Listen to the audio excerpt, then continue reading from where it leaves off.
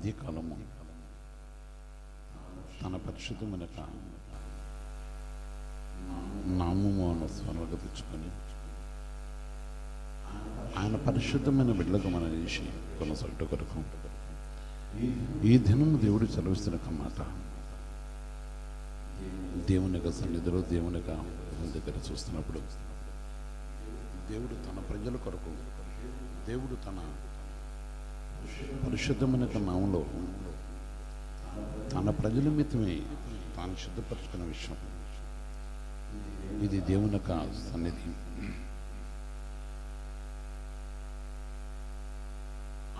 ఆయన యందు నిలిచిన వారు, ఆయన మాటకు లోబడేవారు, ఆయన వాగ్దానములను అనుసరించేవారు వారు ఏ విధంగా ఉంటారు, వారి సంతానం ఏ విధంగా ఉంటుంది. మనం పరిశుద్ధ వాక్యాలను చూస్తున్నప్పుడు యెషయా-గ్రంథము 44:4 చూస్తే యెషయా-గ్రంథం 44:4 చూస్తున్నప్పుడు దేవుని వాక్య విధం చదివిస్తుంది. నీటి కాలువ యొద్ద నాటబడిన నిరవంజి చెట్లు గడ్డిలో వెదుగునట్లు వారు వెదుగుదురు. ఎవరు వెదుగుదురు? దేనికి ఎరుగుదురు? ఎవరిని దేవుడు ఆ విధంగా నాటేవాడు?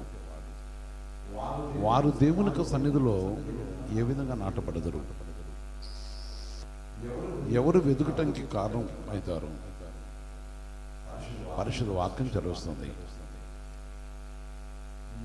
నీటి కాలువ యొద్ద నాటబడిన నిరవంజి చెట్లు గడ్డిలో వెదిగినట్లు వారు వెదుగుదురు.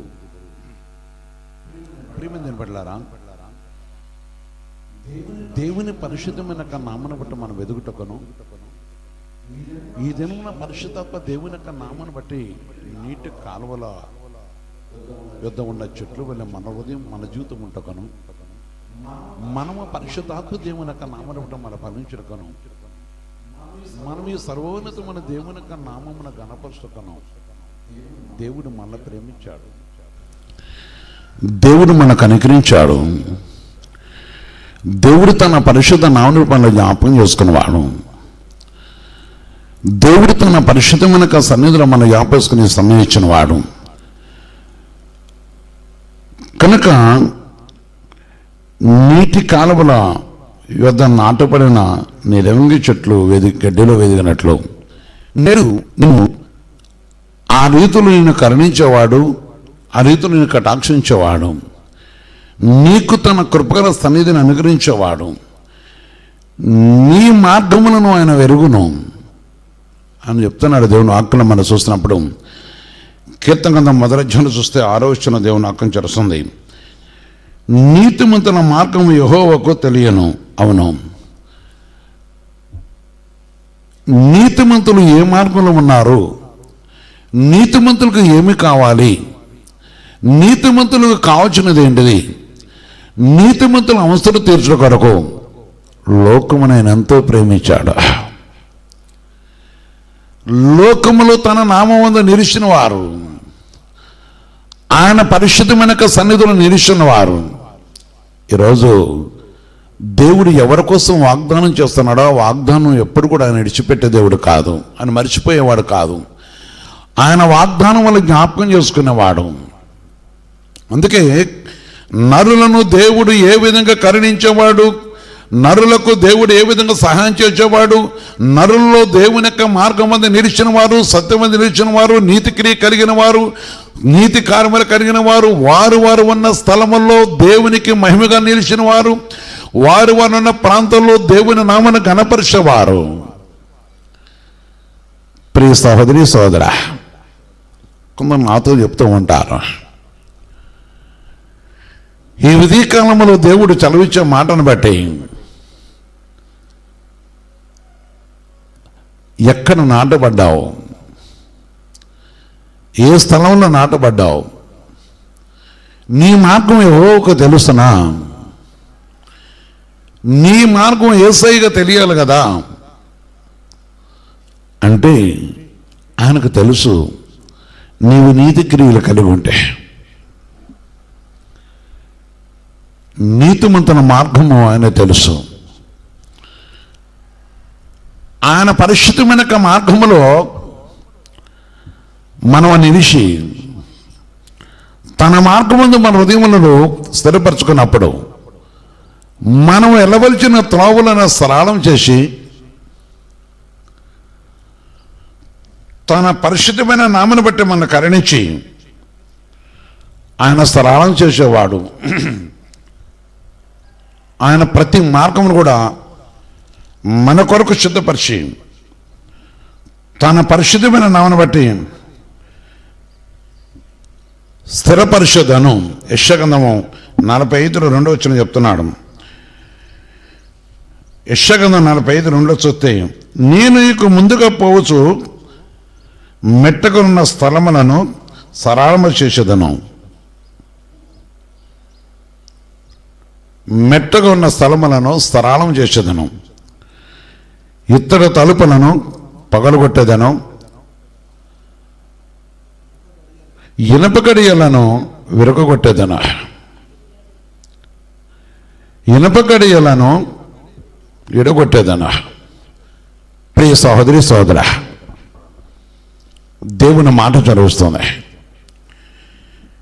దేవుడు తన ప్రజలకు ముందుగా నడిచేవాడు. అందుకనే నీతిమంతుల మార్గం ఆయన తెలుసు.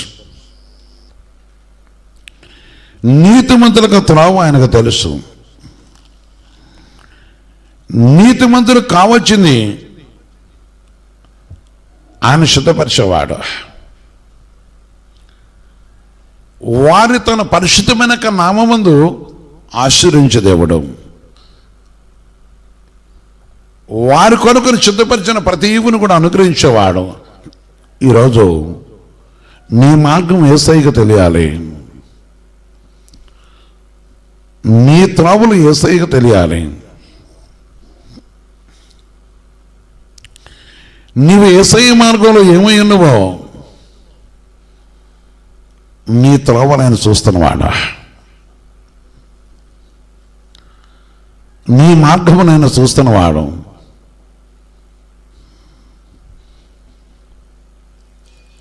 ఆయన మార్గం పవిత్రమైనది. అందుకే ఆ నీతిమంతులు ఎక్కడ నాటపడతారు? ఈరోజు నువ్వు ఎక్కడ నాటపడాలి? నీకు సరళం చేసే దేవుడు, మెట్లుగా ఉన్న వాటిని తొలగించేవాడు. ఈరోజు నీ జీవితంలో ఏది ఆయాసకరంగా ఉన్నదో, ఈరోజు నిన్ను ఏది హాని చేయటంగా ఉన్నదో, ఈరోజు ఏ విషయంలో నీవు అలసిపోతావో, లేక ఈరోజు ఏ విషయంలో నీ మనసు నొచ్చుకుంటున్నాయో, లేక ఈరోజు నీ జీవితంలో ఎవరిని బట్టి హానికరంగా ఉన్నదో వాటిని సరళం చేసేవాడు. అందుకే నీతిమంతుల యొక్క మార్గం యెహోవాకు తెలియను. నిరవంగి చెట్ల వలె ఆయన సన్నిధిలో ఆయన పరిశుద్ధమైన నామను బట్టి పరిశుద్ధాత్మత చదివిస్తున్న మంచి సమయాన్ని బట్టి వాక్యమైన వాళ్ళారా, పరిశుద్ధాత్మ దేవుని యొక్క నామను మహిమపరచ కొరకు దేవుడు విమోచించిన వాళ్ళారా, ఈరోజు నీ మార్గం ఆయన కనపరచబడినప్పుడు నీ ప్రతి భారాన్ని ఆయన మోసేవాడు. నీ భారాన్ని మోసేవాడు. బలహీనరాలవై కుటుంబ సమస్యలతో యవ్వన జీవిత యొక్క ఆటంకములతో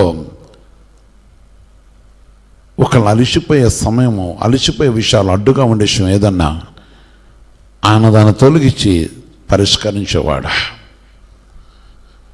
ఆయన నీకు సహాయం చేసి నిన్ను ఆదరించేవాడు. ప్రియ సహోదరి సోదర, ప్రియమైన సహోదరి సోదర, దేవుని సన్నిధిలో జ్ఞాపకం చేసుకో.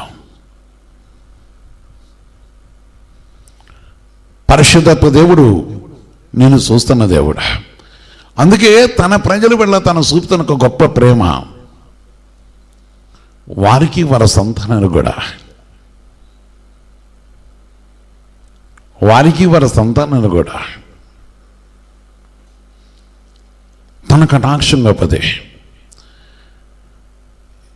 కీర్తన గ్రంథము 25 చూస్తే కూడా ఒక మాట చెప్తున్నాడు. 13 వచనం చూస్తే, అతని ప్రాణము నెమ్మదిగా ఉండను, అతని సంతానము భూమిని స్వతంత్రించుకొనను. అతని ప్రాణము నెమ్మదిగా ఉంటుంది, అతని ప్రాణము నెమ్మదిగా ఉంటుంది. ఈరోజు నీ ప్రాణం నెమ్మదిగా ఉండాలంటే నీ మార్గం యేసయ్య తెలియాలి. ప్రతి మెట్టును, ప్రతి విధమైన అడ్డును తొలగించి నీకు నెమ్మది దయచేసేవాడు, నీకు నెమ్మది దయచేసేవాడు. పరిశుద్ధ దేవుని సన్నిధిలో చాలామంది ఈనాడు నెమ్మది లేక, సమాధానం లేక, దేవుని యొక్క మహిమ కోల్పోయి, జీవితంలో దేవుని యొక్క శక్తిని కోల్పోయి, లేక కొందరు సంతానాన్ని బట్టి వారి కుటుంబంలో వారి కలుగుతున్న స్ట్రగుల్ బట్టి నెమ్మది లేని వారు చాలామంది నాతో చెప్తుంటారు. చాలా విషయాలు మనం చూస్తుంటాం. ఈరోజు నీకు నెమ్మది కావాలి. నిరవంగి చెట్టు ఏ విధంగా అయితే నీటి కాలువలో ఉన్నదో, నువ్వు కూడా దేవుని కన్నాను బట్టి ఆ విధమైన స్థితిలో మనం ఉండుట కొరకు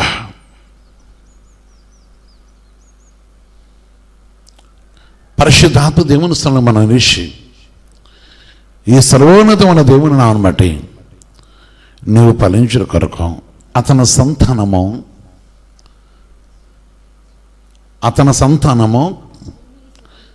స్వతంత్రించుకొనను.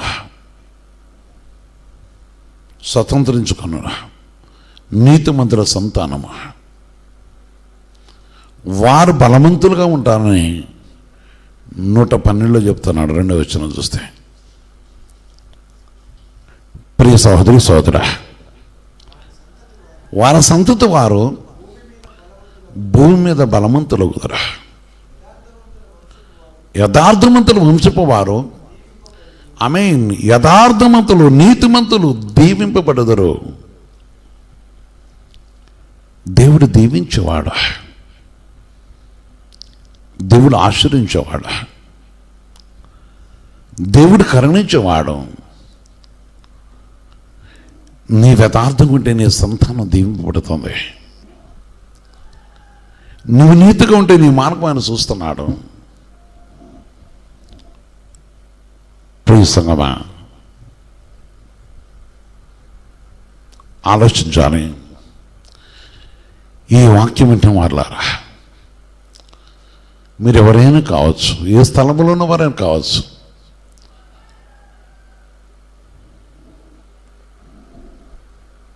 మీరు ఎవరైనాను సరే దేవుని మాటకు మనం లోబడినప్పుడు,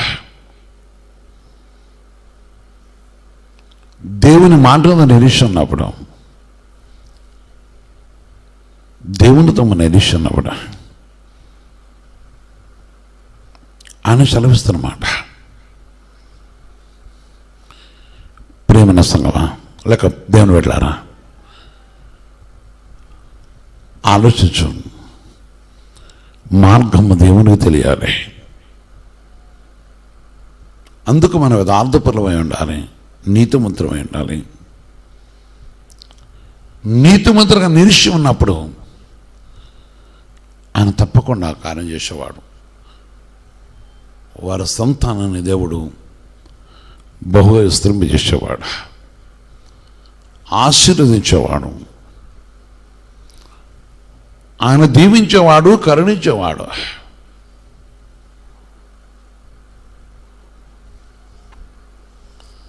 ఆశీర్వాద కారకుడుగా ఉంచేవాడు. బలవంతులను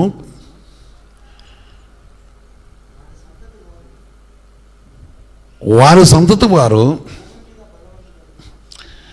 భూమి మీద బలవంతులను యథార్థవంతులగుదురు. యథార్థవంతులగుతారు. వారిలో దోషం ఉండదు, వారిలో పాపం ఉండదు, వారిలో అపవిత్రత ఉండదు, వారిలో అబద్ధం ఉండదు, వారిలో అసత్యం ఉండదు. వారు దేవునికి ఇష్టలుగా ఉండటం వలన, వారు దేవుని మార్గమును కైకొనటం వలన, వారు దేవుని యొక్క సన్నిధిని వెతకటం వలన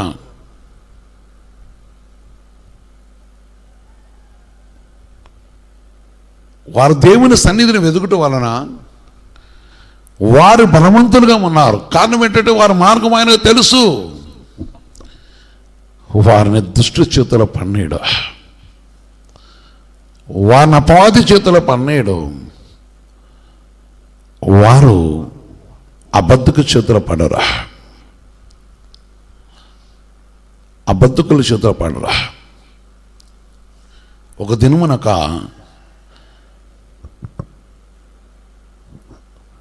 ఒక సహోదరుడు నాతో అంటూ ఉన్నాడు, ఆయన నాతో చెబుతున్నాడు, నాకు ధైర్యం ఉన్నది, నాకు ధైర్యం ఉన్నది. ఏంటి ధైర్యం అని అడిగాను నేను. నా సంతానము దేవునితో ఉన్నది, నేను అంతవరకు నమ్మగలను. నా సంతానము దేవుని తనలో బలవంతులుగా ఉన్నారు, అది నాకు తెలుసు అన్నాడు ఆయన. నేను అన్నాను, కనీసం అతనితోనే ఆయనతో మాట్లాడుతున్నప్పుడు ఆయన చాలా నమ్మకంగా చెప్పాడు. ప్రేమిందమిట్లారా, దేవుని చేతిలో ఏమై ఉన్నారు. మాట్లాడుతూ ఉన్నప్పుడు నేను వారి సంతానంతో మాట్లాడాను, వారు నాతో మాట్లాడారు. దాని వెళ్ళారా, వారు దేవుని యొక్క పరిశుద్ధమైన యొక్క మార్గమును కలిగుంట కొరకు ఏమి విడిచిపెట్టినారో,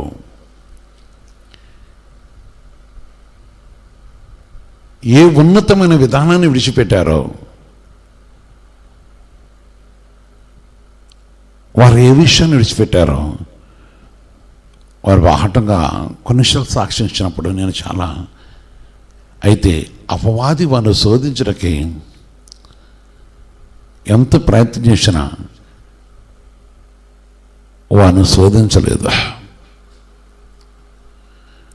వారి విరుగురు అన్నదమ్ములు చూసినప్పుడు ప్రభునందు వారు సమర్పించుకున్న సమర్పణ, వారి విషయమై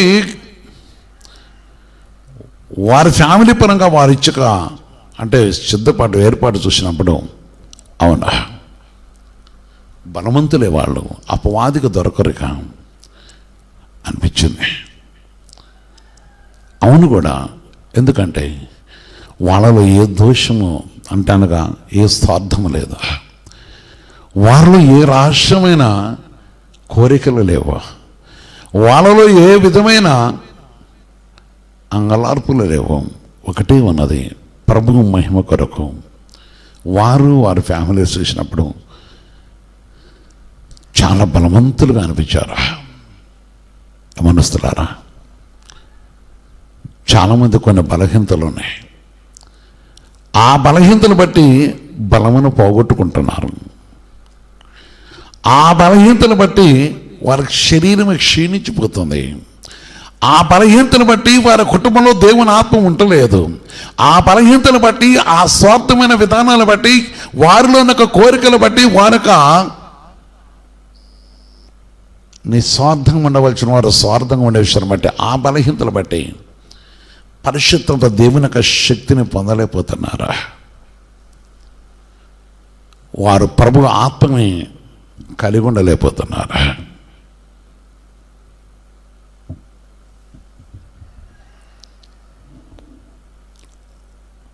ఆలోచించండి. ఉదయకాలంలో యవనస్తులారా బలవంతులుగా ఉండాలి, స్వతంత్రించుకోవాలి,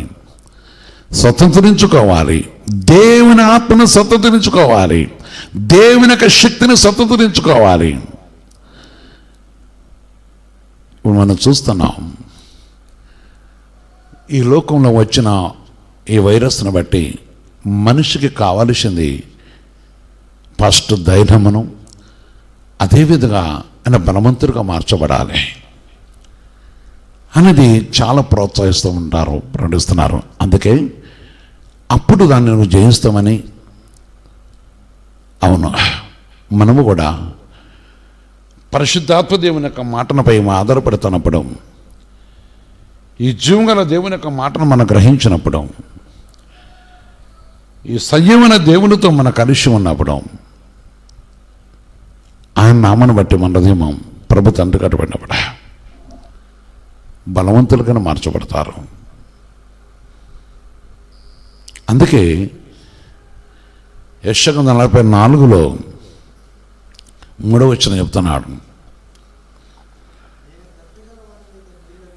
నేను దప్పిగల వారి మీద నీళ్లను, ఎండిన భూమి మీద ప్రవాహ జలములను కుమ్మరించదను, నీ సంతతి మీద ఆమె నా ఆత్మను కుమ్మరించదను,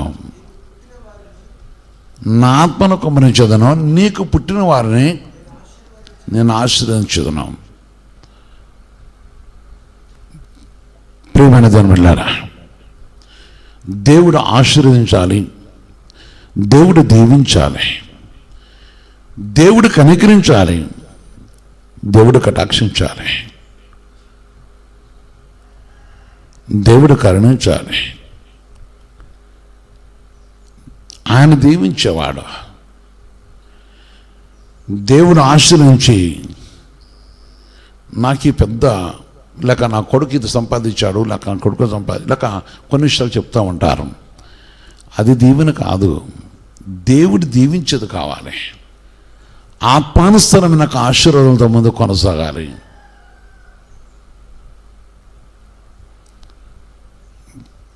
ప్రియమైన సహోదరి సోదరుడా, పరిశుద్ధాత్మ దేవుని నామంలో ఉన్న ప్రియమైన దేవులారా, ఆలోచించాలి.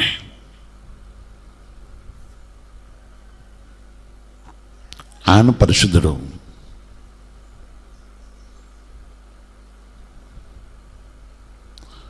ఆయన సర్వోన్నతమైన దేవుడు.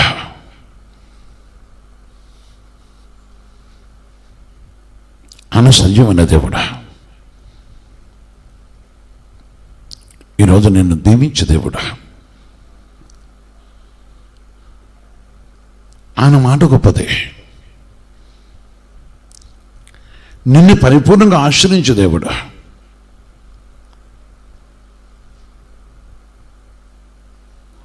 ఆయన ఆత్మ నీ సంతానం మీద ఉంచి, నీ సంతానం తన కింద నిరీక్షించ కొరకు, నీ సంతానం తన నామను కనపరచడం కోసం,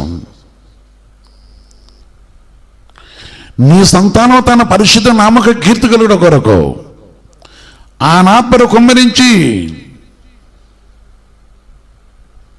యవనస్తులారా బలవంతులుగా మార్చబడాలి, శక్తివంతులుగా మార్చబడాలి. ఆయన మాటను మనం గైకొనాలి.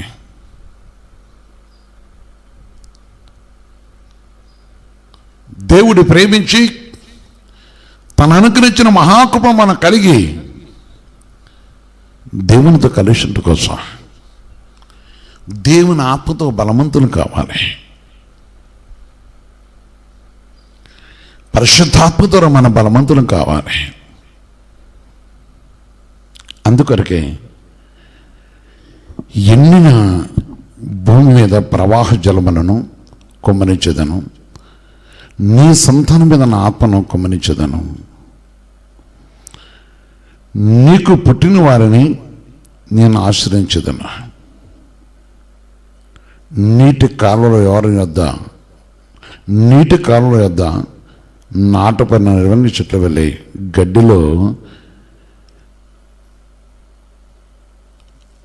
ఎదుగునట్లు వారు ఎదుగుదురు. ఎదిగేవాడు ఎదిగింపజేసాడు, వారిలో మచ్చలు కనపడదు.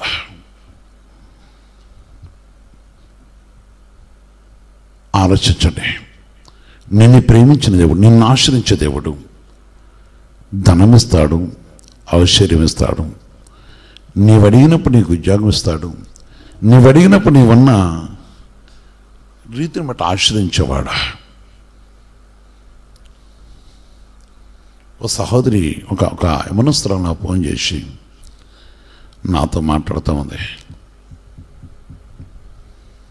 ఆమె చాలా దైవికురాలు, మంచి స్టడీ చేసినామే. తన వివాహము వారి తల్లిదండ్రులు చేశారు, కానీ ఆత్మ దేవునికి విరోధమైన వాడిని చేశారు. ఇది ఎవరి లోపమని నన్ను అడుగుతూ ఉన్నది.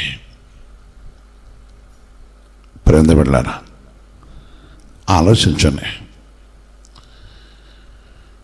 మనం చాలా మంచిగా ఉన్నాం అనుకుంటాం, కానీ దేవుని ఉద్దేశంలో మన లోపాలు మనకి కనపరచబడిపోయినప్పుడు ఆ విషయాన్ని బట్టి చాలామంది యవన జీవితాలు స్పాయిల్ అయిపోతున్నాయి, ప్రభుకి విరోధంగా మార్చబడుతున్నారు. యేసు ప్రభు మన కొరకు సిలువలో బలైన దేవుడు, మన కొరకు తను అప్పగించుకున్నవాడు, మన ప్రేమించిన దేవుడు. ఆయన పరిశుద్ధుడు. తన పరిశుద్ధమైన మాట గొప్పదే. అందుకే దేవుని వాక్యంలో మనం చూస్తున్నప్పుడు కీర్తన గ్రంథము 32:25 వచనంలో, కీర్తన గ్రంథం 32:25 వచనం చూస్తే,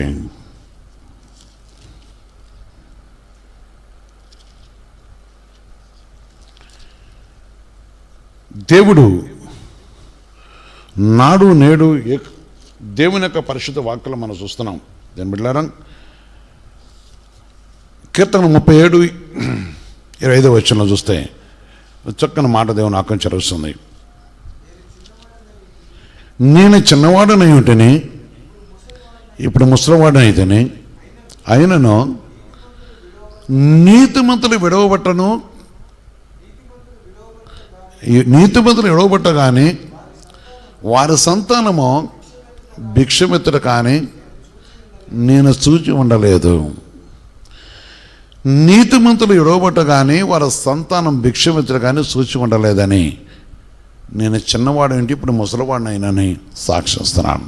అందుకని నీతిమంతుల మార్గం ఆయన తెలుసు కనుక మనం నీతి సత్యములు కలిగినప్పుడు ఆయన ఆత్మనిచ్చేవాడు, ఆశ్రయించేవాడు, దీవించి కనుకరించి అన్ని విధాలుగా తన కృపగల సన్నిధ్యం ఆయన వర్ధలు చేసేవాడు. మోకరించి ప్రార్థన చేద్దాం. మోకరించి ప్రియమైన సహోదరి సహోదరా, నీ సంతానము ప్రభు చేతుల బలవంతులై ఉండాలంటే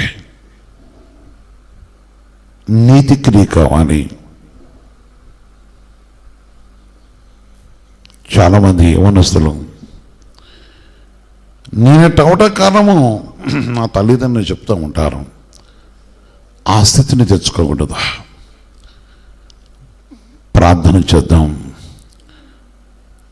పరిశుద్ధ తండ్రి, సర్వోన్నతమైన దేవా, జుంగలేసయ్య, నీ పాదాలు కొందాలు చెల్లిస్తున్నాం. మీ కృపయు ప్రేమ కనుకను బట్టి మరొక మంచి దినాన్ని మాకు అనుగ్రహించి ఈ పరిస్థితి దినమున ప్రభువు మీరు మాకు అనగా ఈ సమయము మాకు సెలవిచ్చిన మాటను బట్టి, ఈ శ్రేష్టమైన దినాన్ని బట్టి నీ పాదాల కొందా తెలుస్తున్నాం. అయ్యా, మా మీద మీ ఆత్మను కుమరించే దేవుడవని, నీటి కాలువల మేము ఏ విధంగా ఉండాలో మాకు తెలియపరిచిన దేవుడు, ఉంటామో తెలియపరిచిన దేవుడు కదా. ప్రతి వారిని మీరు ఒకసారి జ్ఞాపం చేసుకొని ప్రతి కుటుంబం నీ కుటుంబం ఉంటే సహాయం చేతండి నాయనా. నీ నామను బట్టి మా దేశాన్ని కూడా ఒకసారి మీరు కరుణించి మా దేశాన్ని వేలుతున్న పరగొతండి ఈ భయంకర వ్యాధి నుంచి చుట్టుపక్కల సహాయం చేసి, అదేవిధంగా ప్రత్యేకత విశ్వాసములమైన పరగొతండి నాయనా. నీ నామ మహిమతో చేయబడే ప్రార్థనల ప్రభా అనేకులు ప్రతిఫలంగా మార్చుకొని నీ కృప తెచ్చి కనుకరించి త్వరలో రానైన నీవు సెలవిస్తున్న సూచన ప్రతి ఒక్కటి నెరవేరుస్తున్న విధానం పెట్టి కొందాం చరిస్తాం.